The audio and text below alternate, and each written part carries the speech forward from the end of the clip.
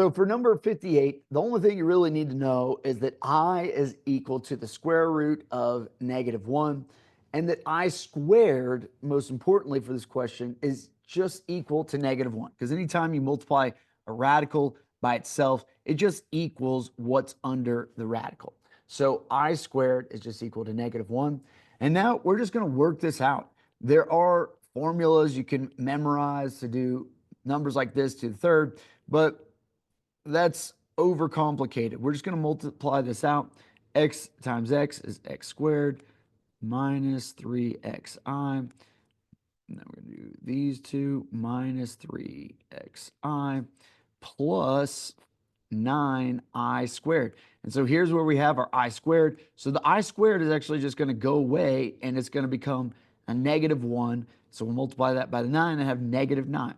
So now we're here, and we're going to multiply it one more time by this x minus 3i.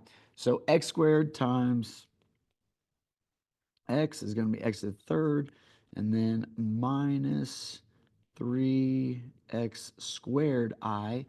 All right, so we've done that one. Minus 3x squared I. Oops.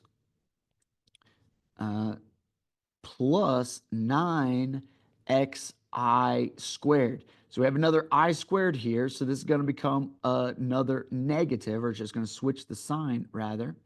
And so we've done our -3xi. We've got another -3xi. So it's just going to be the exact same as the last one. So -3x squared I plus 9xi squared. I have another I squared, so that's going to switch that sign to negative. And that one is done. And then -9 times x is just -9x. And then plus 27i. All right, so now we got a bunch of like terms. We just got to combine. Yeah, this is our only x to the third, so that guy is gone. All right, so we got to find all of our x squared. So we got -3, -6, -9. All right, so -9x squared i's. So now we can just eliminate all the x squared i's. And then for our x's, we have -27 x's.